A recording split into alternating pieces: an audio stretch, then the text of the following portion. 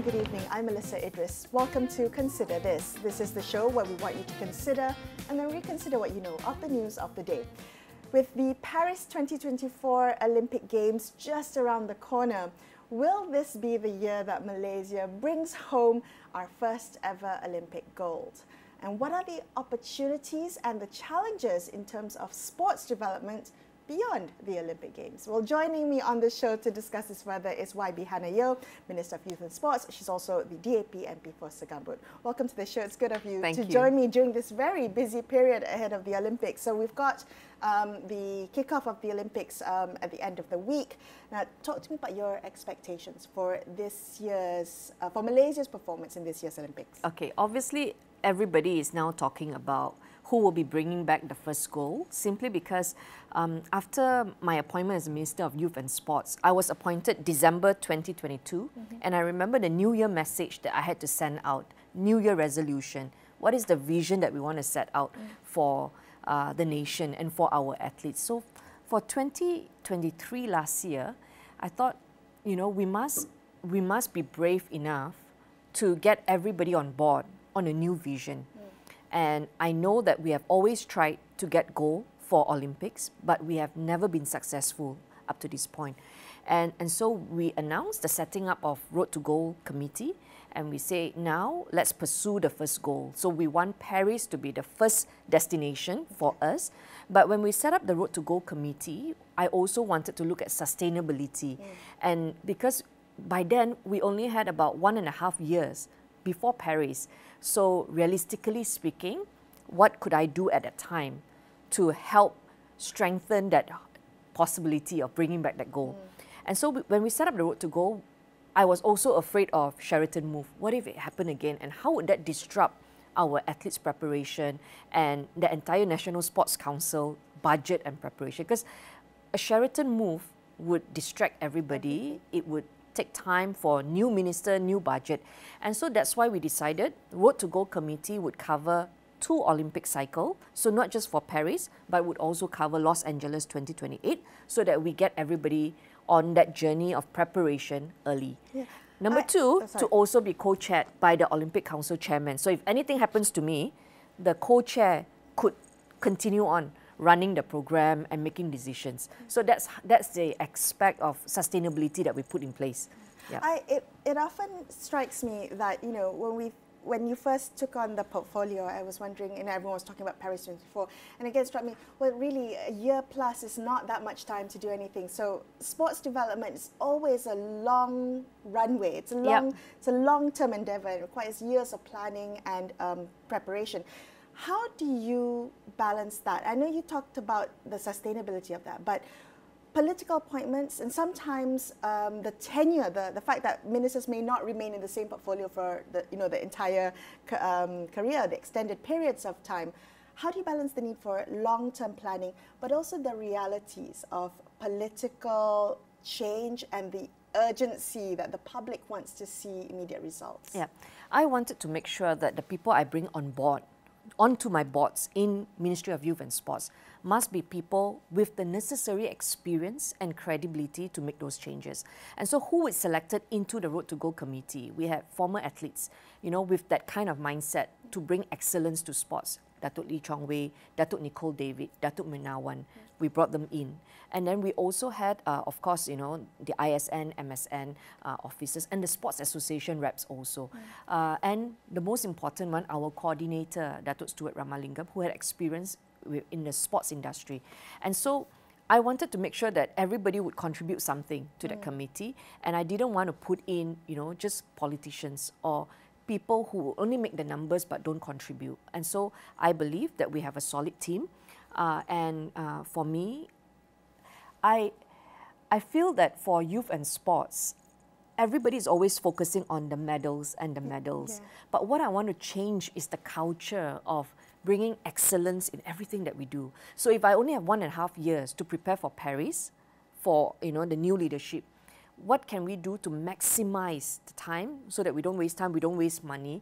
How can we strengthen that possibility and that chance? And so when we set that up, that committee help to look at removing bureaucracy out of the way and just giving our athletes whatever they need to strengthen their chance of getting that goal. So this is actually the first time I'm interviewing you in this portfolio, and how was that? If you don't mind rewinding a little bit for the first period, because you know, in the beginning there were criticisms that maybe things weren't moving fast enough, that the sports ecosystem was very complex. You know, you coming in to understand this. How did you learn quickly? What was the beginning kind of takeoff period for you? For me, very important to first hear from the stakeholders, the direct stakeholders. So we did town hall, heard from the athletes, closed door. I heard from the sports association and the sports industry. So 3 town halls, and then we got moving. First 100 days, we roll out some reforms to cut out bureaucracy. So for example, the sports association and industry say, you know, for us to organize an event, we have to wait for your sanctions from your ministry. And your ministry would take a long time before those sanctions come out, and then it costs money and all that. So I look at all that and I gather the civil servants. I say, do we really need this process? Because they are all sports association. They are meant to do sports activities. So why do we need to exercise control over something so, you know, so technical, time-consuming, at the same time not productive? Let them run the sports program. And so we removed some of these red tapes and got that out of the way. Increase accessibility. They say, you know, we want, when I come to one place, I can speak to everybody from the agency, from the ministry. I don't have to go multiple agencies to get something done. So we introduce open day once a month. KBS will now have open day. You come to one hall and you can see everybody. So these are some of the things that we put in place the first 100 days. And of course, beginning January this year, to me the most important thing is changing the culture and the mindset. I want parents to believe in sports, investing in sports. And so if you want parents to send their kids to train, to become an athlete, then you've got to make sure there's security for the athletes. So EPF, SOCSO. Beginning January this year, we roll out contract of employment for the athletes. Before this, they were only given an allowance to train. So top athletes receive an allowance to train, no contract of employment. So now with contract of employment, my athletes tell me I can get a car, I can get a house loan, because finally I'm seen as doing something, I'm gainfully employed. I have security, you put in EPF, because they train for years before they become a national athlete, right? That nobody sees, right? Correct. So now with this, and also the most important, I think, game changer for us in the last 1.5 years would be to get the agreement of Ministry of Finance and also LHDN to agree to give tax deduction, 1,000 ringgit, special category for sports. Now, why is this important? Because I'm always dealing with requests for money. Sports association, athletes. Sports require a lot of money, but I have one of the smallest budget of all ministries, and so you have to be creative. I cannot constantly be knocking on the PM's door and say, give me more money. So I have to be creative in how to go about this. And so when MOF finally agreed to give us this tax deduction, it includes allowing parents to spend money on sports training and to be able to keep that receipt for tax deduction. So the first thing we did, we grew the number of gazetted sports, because for you to qualify 1,000 ringgit tax deduction, you got to be in the list of gazetted sports. And back then was 51. I doubled the list to 103, updating, making sure that contemporary sports like e-sports is properly gazetted, right? Chess, mind sport, chess, Scrabble, all these are in. Aviation sports, air sports, drones. You know, before this, they were not qualified. And now, if you buy a drone for this, it's an equipment for sports you can use for tax deduction.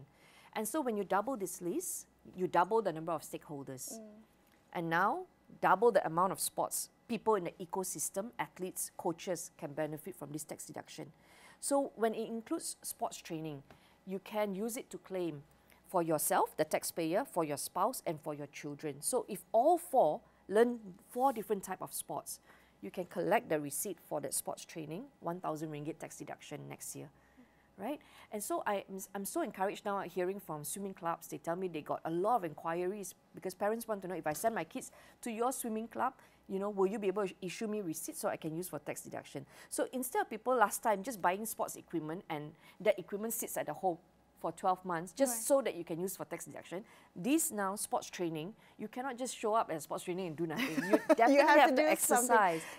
It's quite fascinating. So this is part of the culture and mindset change that you talked about. Because from the public's perspective, for so many years, we've only ever benchmarked the performance of KBS to medal tally. Yeah. And therefore, there's this perception that KBS is underperforming. So you want to change that beyond a medal tally. Yep. So I want to be measured and judged, not with the ability to bring home the first goal, but I want to know at the end of my term how many people are benefiting from policies by KBS, how many children are now addicted to sports. You know, young people, even for older people, we will all be inclined to be addicted to something. You want to be addicted to positive things. I want to be addicted to sweating it out, you know. A hobby, a good hobby. Correct. Right? Yeah. And so when you speak to sportsmen and sportswomen, they will tell you, you know, the feeling of sweating is so good that it will drive you, no matter how challenging, how difficult, how inconvenient, it will drive you to the gym, it will drive you to that tournament and that training place just to be able to sweat it out and de-stress. And so I want children post-COVID to be having this new addiction to sweat, you know, the feeling good. That's actually really interesting. What is your assessment, your kind of diagnosis, if I may, of the sporting culture in Malaysia for the past few decades? You're coming into this portfolio and you go, I want to change the sporting culture in the country. What was it now? What is it now and what do you want it to be? Okay, number one, I look at accessibility. Do people have access to affordable facilities? And so that must change. If I want people to be swimming, are there enough swimming pools? Are we leveling the playing field? And so let's look at swimming, for example. I look at how come we're not getting the medals. And then we look into then where are the swimming pools for the pool of talent to come in. And over the decades, a lot of public swimming pools have shut down. Why? Because operations very expensive, the pump to run it, right? So a lot of people will choose futsal court. If I'm an operator, I will build a futsal court because more money cheaper to maintain a swimming pool. And so after that closure, a lot of people then have no access to pool, especially the B40 community. Those who have pools are those who live in condominiums. So you're looking at T20 learning to swim. And so if your whole nation is dependent on T20 to give birth to athletes in swimming, you are not tapping into the 80% of the population. And so we started looking at social problems and we found that drowning is a problem in Malaysia, affecting children. A doctor told me about 500 kids drown every year. Especially now, school holiday. Every school holiday, I will read about children drowning in rivers, pond, in Segambut, sewage treatment pond.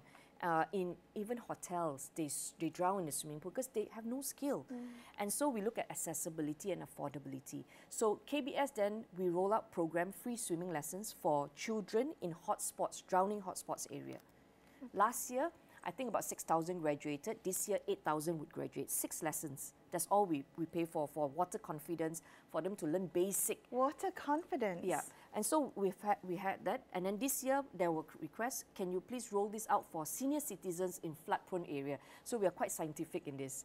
So we roll out in Penampang. Penampang just had flood. So early this year, we actually roll out free swimming lesson for senior citizens.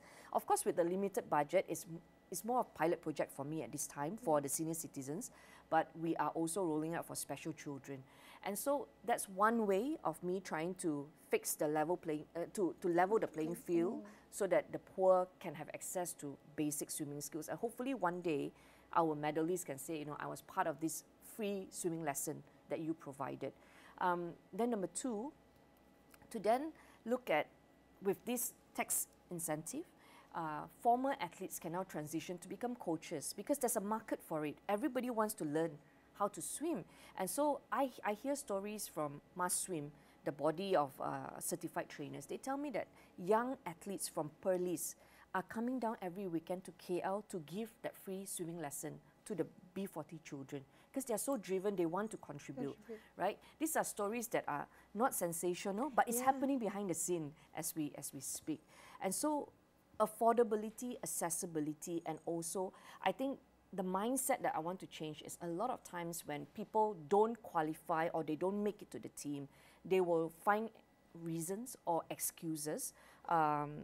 One which is very common that I hear is, oh, there is racism in selection, or only certain race can join this team or this national team and that team. And so when I speak to the coaches, they say, you know, it's not true that only if you are Malay or if you're Chinese or you're Indian, you can join this national team. It's simply because we just don't have enough talent coming forward, right?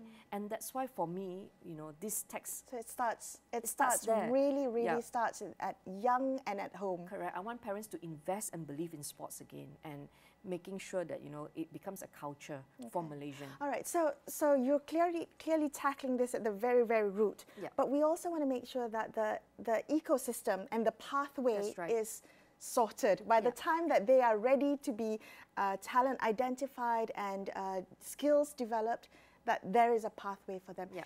In your analysis, in your diagnosis, where did you see some of the gaps or some of the hurdles that you would like to smoothen along the way? So there are 3 steps. First is, of course, you know, giving broad policy like that so everybody can benefit and everybody can invest into it. With this investment by taxpayers. Number 2 is to ensure that people who are running sports association, right, know where the funds are coming from. At the moment, a lot of athletes cannot get into sports association because they don't have money. So they don't know how to raise funds.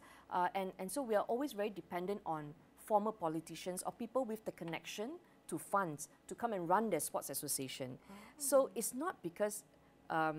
I think it's just because of the nature of the system where you are constantly dependent on funds. Yeah. So you need a kind of patron, so to speak. That's right. And so sometimes the patron may be good and very experienced, but sometimes the patron may not be good for that sports association.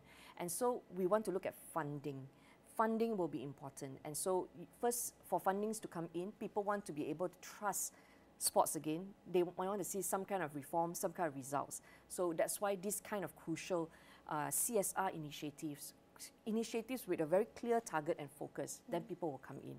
So now with Road to Goal, we get private sector coming in and say, you know, I'm going to top up with 1 million ringgit, I'm going to top up with a condo, I'm going to top up with car, because everybody believes in that vision of let's encourage our athletes to come back with that goal. Yeah, right? so I read that there's now going to be an additional top up to the 1 million for a gold. Yeah, so government will provide 1 million, and then we have a car, a vehicle, we have a condominium being offered, and of course, you know, Seng Heng top up 1 million extra if the goal is won by their former champions in their youth program that they started.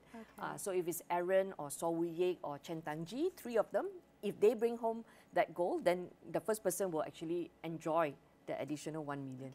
So there are other initiatives coming, which will be announced later by Road to Goal. Okay, so there's this kind of incentive. I'm just going to pivot back to the Paris Olympics. Now, I do want to ask you, what happens if they don't, and heaven forbid that they don't achieve the very elusive goal that we all are hoping for?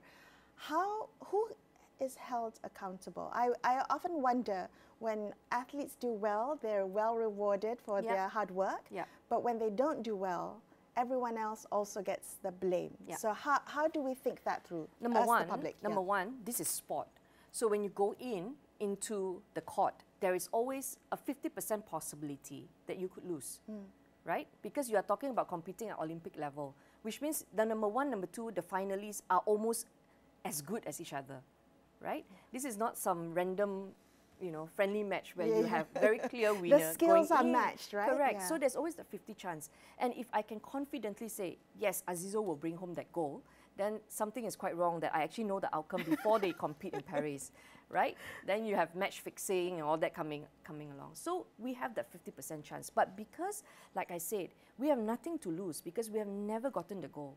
And that's why we announce it's Road to Goal and not just Road to Paris. If it's just Road to Paris, then we're just going for a trip, right? So it's Road to Goal. And it's also for 2 cycles. Whatever we have the resources today, the strategy for Paris, we are adopting it early for Los Angeles. So for example, now, we have already rolled out fast-track program for our squash athletes. Even though squash will only be featured in Los Angeles, we have already rolled out, you know, the support that we're giving them for their training, early preparation, and also for another young diver. And so you cannot say if Paris, they don't come back with gold, you cannot say Road to Goal is a failure because it's for 2 cycles. Like I said, when we announced it, we had 1.5 years to prepare. And that's why now we have started for Los Angeles 2028. Can I ask you what you will be doing differently for LA 2028? For LA, like I say, I have a longer period of time. I have 4 years to prepare now, and I want to make sure that they have 4 years, the athletes, 4 years of knowing exactly what the government is providing for them, you know, coaching, tournaments, all this covered by government. Before this, they always had to worry, you know, where am I going to find sponsor? How, you know, if I, under the podium, they could only afford to send me for 10 tournaments, but 10 tournaments would not be enough for me to compete with the top 5, for example. But under Road to Gold, top-up services, we'll give them, if they need additional 6, we'll give them 6 more. So it gives an incentive for all the current podium athletes to rise above their current standing, ranking, and to say, I want to be top 10 so that I can get into the Road to Gold program. Yeah, so the Road to Gold program provides top-up services for them, things that they could not enjoy, they now can. 3,000 ringgit pocket money so that they can eat better, you know. So they don't have to worry about the kind of day-to-day expenses, right? Road to Gold has been set up to remove, you know, bureaucracy. So, for example, if they are injured and they need something very, very quickly, but this is so expensive that it's beyond NSC budget, for example, under Road to Gold, you call our coordinator will check, do I have money in here? I will roll it out immediately. So the coaches, John Beasley, Rexy, they said, you know, Rexy, especially in the recent interview, said there's nothing more that he can ask for his athletes, the badminton athletes, because everything they needed has been provided by Road to Gold. Yeah. So this is the kind of support I want our athletes to have. To and feel, when they enter, they know that actually the government has done everything for me. Yeah. Okay, wonderful. All right, so talk to me a little bit about, right after the Paris Games, we also have the Paralympic Games. Yeah. And we often fixate on the Olympic gold that we haven't got yet, but we forget that we've got 6 Paralympic goals already. Yeah. How do you view the support given to our Paralympians compared to this, the support that you've just described for our Olympians? For the Paralympians, everything that they needed is all covered by National Sports Council. The reason why Road to Gold did not cover them is because Road to Gold is very specific in helping in Olympics to bring back that gold, right? But for Paralympics, they have already brought home the gold. They brought home 6. Correct. And so for Paralympic, it means that whatever that have been provided before clearly worked for them. It's working. It's working. And so now we just have to continue that and making sure that, you know, they continue to bring home those gold medals. The other thing that we have changed in our National Sports Council setup, in the past you always talk about Olympics and Paralympics, but actually there are other groups that we have brought in. Deaflympic, they have their own ecosystem, and Special Olympics. Special Olympics before this, they were floating outside on their own.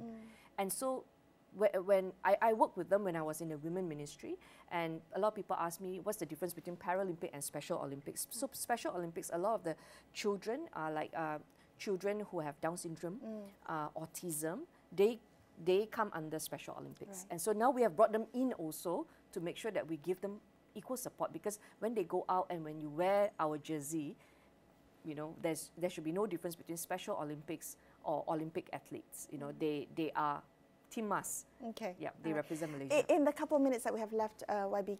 Oh, only me. Yeah, it has flown by, I tell you. So talk to me really about what you would like people watching tonight to understand about KBS and its potential. I think we sometimes fixate on whenever there are games, international games in the international circuit, then we think, oh, Team Malaysia, but there is so much work that comes before that, behind the scenes, and the pain and suffering and struggling of athletes and the ecosystem, the coaches, the parents, the family. What would you like our audience tonight to really understand about this portfolio that you hold? And how do we look at it and in terms of performance? How should we think about changing Malaysia into a sporting nation? So let's look at the sports. I've spoken a lot about sports, but you know, for me, it's about the mindset. I really want people, number one, as a lifestyle, get addicted to exercising again, you know, and so then we will reduce how much we're spending on healthcare as a nation. Number two is the mindset. You know, my kids, if they are not good in studies, but if they're good in sports, I should support them because it's also a career, right? Now we are providing all the access to, you know, SOCSO, SOCSO and EPF, and also with tax deduction and all that. It's a career, and there will be sufficient investment by the taxpayers into this potential career. So we must always get rid of the mindset that only if you have straight A's, you're going to excel in life. That's not true. Look at Lee Chong Wei, look at Azizul, you know, and look at Nicole David. We have role models to follow. Now, let's look at the youth portfolio. Youth, we always focus on leadership programs. So when I came in, I look at the KBS program. A lot of programs are tailored for top 10 youth. Leadership, you know, Fellow Perdana, Parliament Belia. These are all programs that are will attract the top students, people who are very driven. They are natural leaders, or maybe, you know, they have worked so hard, they are already at the top. So we gave them very good platforms to shine. But what about the 90%? What about the 80%? And so recently I went into the prison. I went into Wanita prison in Kajang, and I look at rolling out Rakan Muda. So we relaunched Rakan Muda. I brought back Rakan Muda because I was the first batch of students benefited from Rakan Muda in 1994. And so the first sports minister who launched that came for our relaunch, and Tan Sri Gani was there. And we relaunched the lifestyle, 10 new lifestyle. And then we tell the young people, we say, you know, Rakan Muda, use it now, but I'm not going to give you CJL, because those days we gave you participation certificate. Today, young people don't want certificates. They want vouchers. And so we partner with Foodpanda, Grab, Shopee, Lazada. If you come to Rakan Muda, you get to enjoy vouchers when you use those apps. So we have to think about new ways to attract them. Now, then I look at the 90%. Where are these youth? What are they struggling with? Are they struggling with financial debt? Are they struggling with, you know, being scammed, relationship scam, dating services, you know, all so busy working that they have no time to date, no time for anything. So we look at all these challenges that young people are facing. How can we help them? So I want to look more into the social issues that youth are struggling with, and then roll out support in intervention. So we went into prison, we gave them courses. We also say Rakan Muda must now be rolled out in prison, because there are so many youth in prison. And so if you don't give them with new skills and new activities, they're going to come up with no skills. So you're trying to include all the youth that have once been left behind. Yes, so KBS Sports for All, and whatever resources also must be for our youth, for all kinds of youth, whether they are top 10 or, you know, we've spoken 90. a lot about sports, so I'll have to have you back to talk about the youth portfolio. All right, thank you so much for being on the show with me. Thank you. That's all we have for you on this episode of Consider This. I'm Melisa Idris, signing off for the evening. Thanks so much for watching.